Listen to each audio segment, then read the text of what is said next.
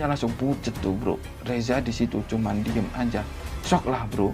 Di situ Reza terus baca amalan-amalan doa. Nya juga banyak yang hilang bro, dan kunci pintu bro pas dikeluarin itu bukan kunci bro, tapi itu tulang. Hai bro, makasih udah klik video Mas Im Bagaskara. Di episode kali ini kita ngelanjutin cerita yang dikirim oleh Mbak Bunga. Jadi Mbak Bunga dan Mas Reza yang dimana akhirnya mereka berhasil tuh selamat dari hotel itu. Bagi yang belum tahu ceritanya, tonton videonya dulu. Yang jadi pertanyaan sebenarnya apa sih yang dilihat sama Mas Reza di hotel itu? Jadi ceritanya Reza adalah seorang pengusaha sembako tuh, dan tiap hari sibuk ngurusin tokonya.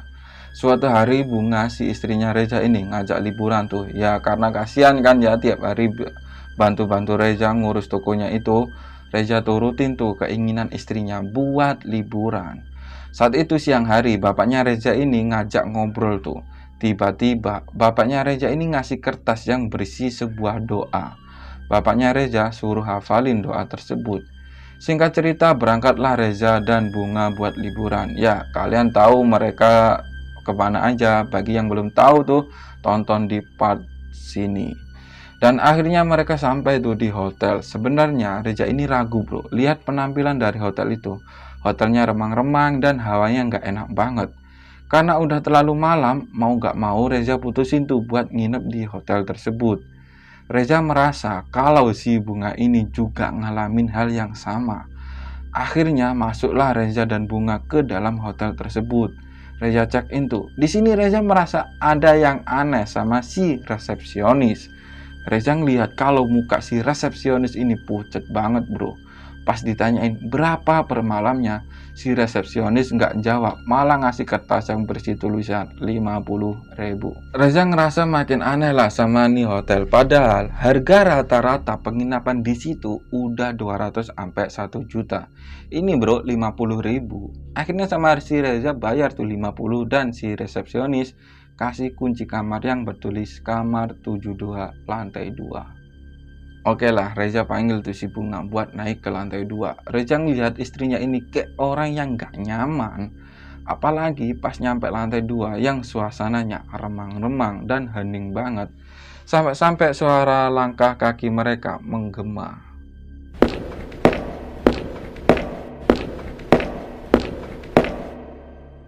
Di sini Reza terus-menerus baca amalan yang dia dapat dari bapaknya.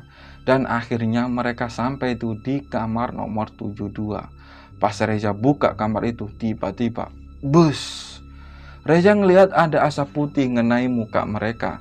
Rasanya kayak angin. Setelah itu mereka masuk ke dalam kamar. Bunga langsung nyalain tuh lampu kamar, cetek. Lalu mereka menuju ke kasur dengan niat mau rebahan. Tiba-tiba bus. Mereka nyium bau wangi banget dan selanjutnya mereka dengar suara wanita lagi nembang.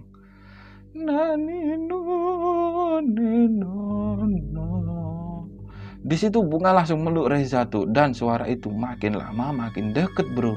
Makin deket dan berhenti di depan kamar mereka. Di situ Reza berdiri buat ngintip keluar, bingin ngeliat siapa sih malam-malam nembang keliling itu. Reza intip lah dari lubang pintu. Ternyata yang nembang bukan sinden bro. Yang nyinden ternyata sosok kuntilanak, kepalanya besar, rambutnya awut-awutan nutupin kepala. Di situ mukanya Reza langsung pucet tuh bro. Reza di situ cuman diem aja, shock lah bro. Di situ Reza terus baca amalan-amalan doa. Pas sampai di kasur, Reza ambil HP-nya dan tiba-tiba ceklek, itu lampu kamar mati bro.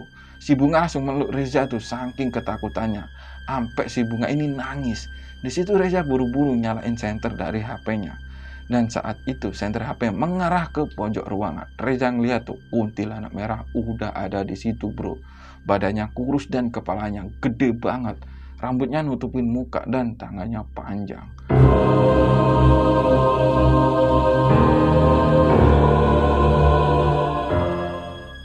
Buru-buru Reza pakai tasnya sambil bilang ke Bunga, "Jangan lepasin peganganmu dek." Mereka lalu berdiri, tangan Reza satunya pegang senter, satunya meluk Bunga. Di situ Reza baru ngeh bro, kalau hotel itu udah berubah. Yang dilihat Reza bukan bangunan utuh ke awal dia masuk, dindingnya lembab, berlumut, dan banyak tembok yang udah roboh.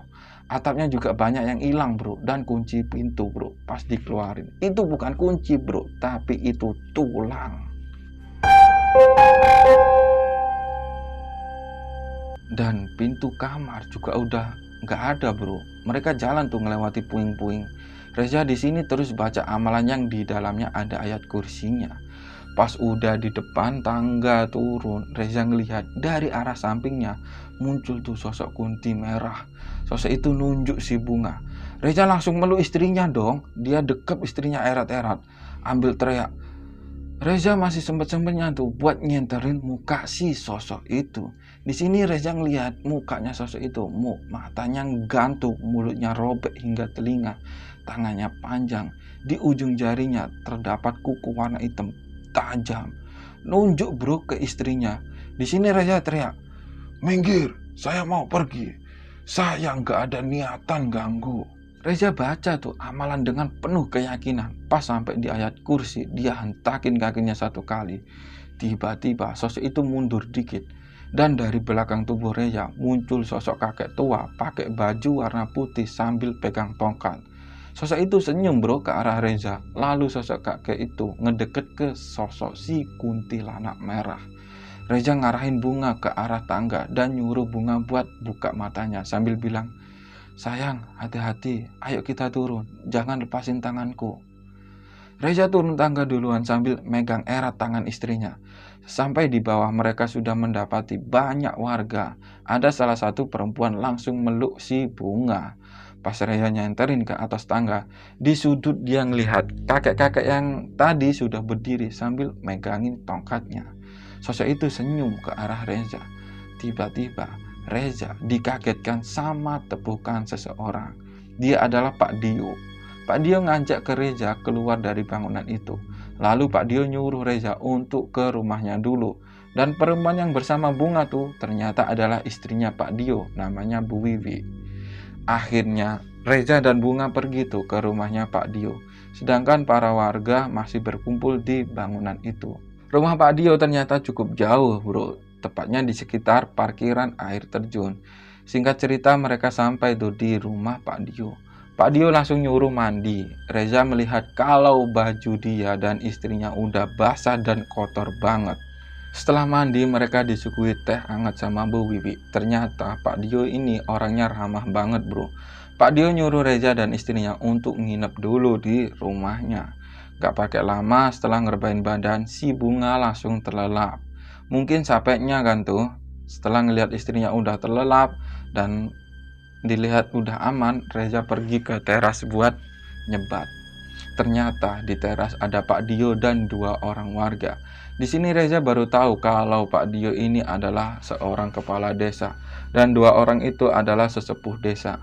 Pak Dio bercerita kalau sosok kuntilanak merah itu udah ngikutin mereka semenjak turun dari air terjun dan dia ngincer si Bunga. Biasanya kalau udah diincer bro, maka esok harinya udah ditemuin meninggal di bangunan itu. Makanya Pak Dio ngikutin dia terus.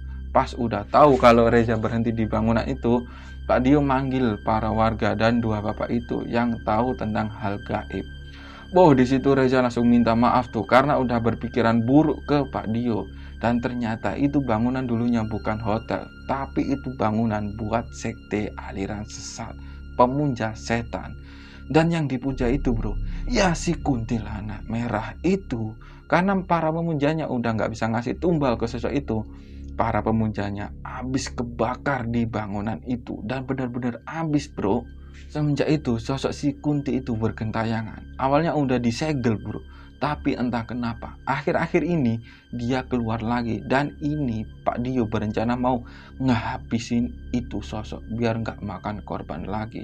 Singkat cerita, keesokan harinya Bunga yang baru tahu ceritanya langsung minta maaf terus tuh ke Pak Dio. Di sini Pak Dio ngasih uang 50.000 ke Reza. Reza baru ingat kalau uang itu yang ia kasihkan ke resepsionis. Reza tambahin tuh uang lalu ia kasihkan ke Pak Dio. Tapi Pak Dio nolak. Setelah sarapan, Reza dan Bunga pamit pulang dan lagi-lagi Reza dan Bunga minta maaf dan ngucapin terima kasih ke Pak Dio. Singkat cerita, Reza dan Bunga udah sampai tuh di rumah dengan selamat tanpa ada gangguan. Malam harinya karena nggak bisa tidur, Reza ini nyebat di teras. Tiba-tiba bapaknya datang ke rumah. Di sini bapaknya Reza cerita, sebelum Reza berangkat, bapaknya ini punya firasat gak enak. Dan Reza ingat tentang kakek tua yang nolong dia sewaktu di bangunan itu. Ingat kan kalian?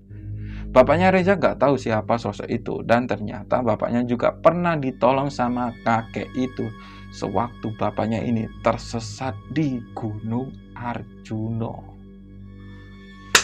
Oke teman-teman, gimana tuh ceritanya? Yang jadi pertanyaan, apakah Pak Dio bisa ngusir sosok itu? Bagi kalian bro yang belum subscribe, ayo subscribe dulu biar gue lebih semangat untuk nyeritain cerita horor atau mistis ke kalian. Meskipun gue sekarang lagi gerah banget. Gue pamit undur diri dan sampai jumpa di episode selanjutnya. Bye bye.